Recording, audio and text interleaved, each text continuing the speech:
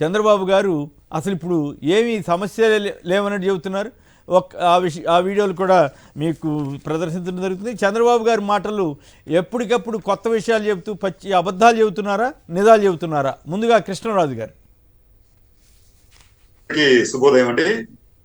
చంద్రబాబు నాయుడు గారికి ఒక బహుశా మతిమరుపు అనేది బహుశా సహజంగానే వృద్ధాప్యం కారణంగా వచ్చి ఉంటుంది. అది క్రమంగా పెరుగుతోంది. ఎందుకంటే భారతీయ జనతా పార్టీని చంద్రబాబు నాయుడు గారు అనేక సందర్భాల్లో చాలా తీవ్రంగా విమర్శించారు. ముఖ్యంగా గోద్రా అల్లర్లకు సంబంధించి ఆ రోజుల్లో అయితే నేనే మోడీ గారిని ముఖ్యమంత్రి పదవిని తొలగించాలని చెప్పి చెప్పాను అని చెప్పడం, గోద్రా అల్లర్ల కారణం మోడీ, అమిత్ షా అని చెప్పి ఆయనే బహిరంగంగా ప్రకటన చేయటం. ఇది కాకుండా ఇంకా మనం ఈ ప్రహాసనం, ఇది మన దీనికి సంబంధించి ఆంధ్రప్రదేశ్ సంబంధించి ప్రత్యేక హోదా, ఆ ప్రహాసనకు సంబంధించి కొంతకాలం కావాలని చెప్పంటాం, కొంతకాలం ఏమో అక్కర్లేదు మనకి ప్యాకేజ్ సరిపోతుందని చెప్పంటాం. ఇవన్నీ కూడా ఆయన చేసిన మాటలే. ఇంతేకాకుండా మోడీ గారి భార్యకు సంబంధించి కూడా ఆయన అనుచితమైన వ్యాఖ్యలు చేయడం, మోడీ గారికి భార్యలు తెలుసు అని చెప్పి వ్యాఖ్యానించడం, ఇలాగా అనేక సందర్భాల్లో ఆయన భారతీయ జనతా పార్టీని చాలా తీవ్రంగానే దూషించారు, విమర్శించారు. బహుశా ఇప్పుడు ఆయనకి ఆ విషయాలు ఏమి గుర్తుండకపోవచ్చేమో. అయితే ఇక్కడ పాయింట్ చెప్పండి. ఇప్పుడు ఈ ముస్లింలకు రిజర్వేషన్లు ఇవ్వమని చెప్పి మళ్ళీ ఒకసారి నిన్న అమిత్ షా గారు చెప్పారు. ఇప్పుడు చంద్రబాబు గారు ముస్లింలకు రిజర్వేషన్ ఇవ్వాలని చెప్తాడా, వద్దని చెప్తాడా? సిఏఏ మీద ఆ రోజుల్లో మేము అమలు చేయమని చెప్పాడు, ఆ రోజుల్లో కానీ తర్వాత కానీ. ఇప్పుడు సిఏఏ మీద ఆయన వైఖరి చెప్తారా? మోటార్లకు మీటర్లు పెడితే ఉరేసుకున్నట్టే అన్నాడు. మరి ఇప్పుడు కేంద్ర ప్రభుత్వ వైఖరిని విమర్శిస్తాడా, అనుకూలంగా మాట్లాడతాడా? అసలు ఈ రకంగా ఇన్ని మాటలు మార్చి ఇప్పుడు తాజాగా ఆల్రెడీ జగన్ గారు అమలు చేస్తున్న స్కీమ్కి కొత్తగా కళలకు రెక్కలని చెబుతున్నాడు. ఈ కళలకు రెక్కల్లో యువతులు అంట విదేశాలకు వెళ్ళి చదువుకోవడంతో పాటు ఏ కోర్సుకైనా ఖర్చు ప్రభుత్వమే గ్యారంటీగా ఉండి బ్యాంక్ నుంచి రుణం ఇప్పించి సరే వడ్డీకి పూర్తిగా ప్రభుత్వమే భరిస్తుందట. ఎన్ని లక్షల మంది ఆడపిల్లలు ఇచ్చినా కూడా చేస్తారట.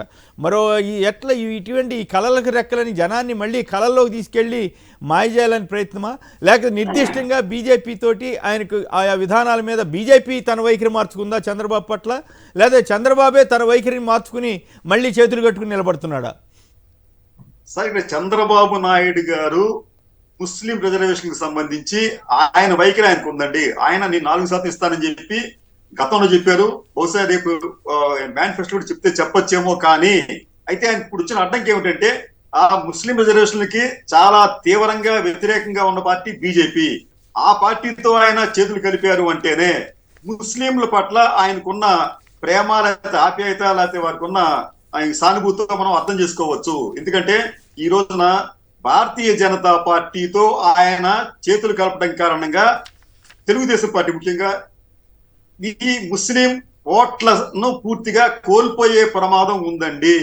ఈ విషయం తెలిసినప్పటికీ కూడా చంద్రబాబు నాయుడు గారు భారతీయ జనతా పార్టీతో పొత్తు పెట్టుకోవడం, దాంట్లో భాగంగా ఇప్పుడు ఈ రిజర్వేషన్ సంబంధించి ఏదైనా వస్తే దాన్ని దాటవేసే ప్రయత్నం ఆయన చేయవచ్చు. అలాగే సిఏఏ మన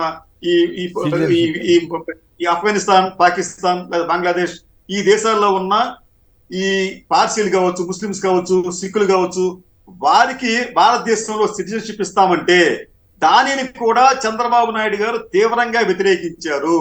కాబట్టి ఏంటంటే ఈ వైరుధ్యాలు అంటే భారతీయ జనతా పార్టీ ఏది చేస్తారంటుందో దానికి వ్యతిరేకంగా చంద్రబాబు నాయుడు గారు ప్రకటన చేయటం, అదే చంద్రబాబు నాయుడు గారు ఏదైనా భారతీయ జనతా పార్టీతో మళ్ళీ పొత్తు పెట్టుకోవడం అంటే చంద్రబాబు నాయుడు గారి దివాళా కోరుతనానికి ఇంతకన్నా పెద్ద నిదర్శనం ఉండకపోవచ్చు. అంటే ఓటమి భయంతో ఇవన్నీ చేస్తున్నారంటారా? నిన్న మీరు కూడా ఒక ఆర్టికల్ రాసినట్టున్నారు. అవును సార్, ఇక ఇది ఖచ్చితంగా ఓటమి భయంతోనే. ఎట్ ఎనీ కాస్ట్ అంటే ఏదో రకంగా మన అధికారంలోకి రావాలి, సిద్ధాంతాలు రాద్ధాంతాలు ఇంకోటి మనకు అనవసరం, మనం అధికారంలోకి వచ్చిన తర్వాత మనం చూసుకుందాం అనే భావన ఆయనది. అయితే ఆయన ఇప్పటికే మళ్ళీ తన రాజకీయాన్ని ప్రారంభించారు. సాధారణంగా మీకు ఒక ఆసక్తికరమైన విషయం చెప్తాను సార్ మీకు. చంద్రబాబు నాయుడు గారు ఏనాడు కూడా పొత్తు ధర్మాన్ని పాటించలేదు. ఎన్టీ రామారావు గారి హయాంలో 4 సార్లు ఎన్నికలకు వెళ్తే అప్పట్లో మిత్రపక్షాల వారు దాదాపు 85 మంది శాసనసభకు ఎన్నికయ్యారండి. వారి ఎన్నికకు కూడా ఎన్టీ రామారావు గారి రోజుల్లో నిస్వార్థంగా నిజాయితీ కృషి చేశారు.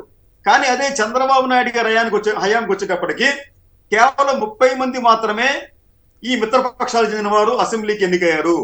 దీంట్లో అంటే చంద్రబాబు నాయుడు గారితో పొత్తు పెట్టుకున్న ఏ రాజకీయ పార్టీ కూడా ఆ తర్వాత మేము మాకు ఫెయిర్ గా ఎలక్షన్ జరిగింది పొత్తు అని చెప్పి ఎవరు చెప్పలేదు. బీజేపీ కూడా చంద్రబాబు నాయుడు గారు మమ్మల్ని వెన్నుపోటు పరిచేయాలని చెప్పి బీజేపీ నాయకులు చెప్పారు. మళ్ళీ అటువంటి రాజకీయాన్ని ఇప్పుడు చంద్రబాబు నాయుడు గారు ప్రారంభించారు. ఒకవైపు టికెట్లు ఇస్తున్నట్టుగా చెబుతూ మరోవైపు ఆ స్థానాలకు గతంలో తమ పార్టీలో పనిచేసిన వారికో లేకపోతే తాజాగా తమ పార్టీ నుంచి వెళ్ళిపోయిన వారికో టికెట్లు ఇప్పించే ప్రయత్నం అంటే ఆ ఇష్యూలోకి మళ్ళీ చేస్తున్నారు. వెళదాం అండి. కృష్ణరాజు గారు సంక్షిప్తంగా మాట చెప్పండి. మరి ప్రత్యేక హోదాతోటి తేడా అని చెప్పాడు. ఇప్పుడు ప్రత్యేక హోదా వచ్చిందని చేరాడా, లేకపోతే విభజన హామీలు నెరవేర్యని చేరాడా?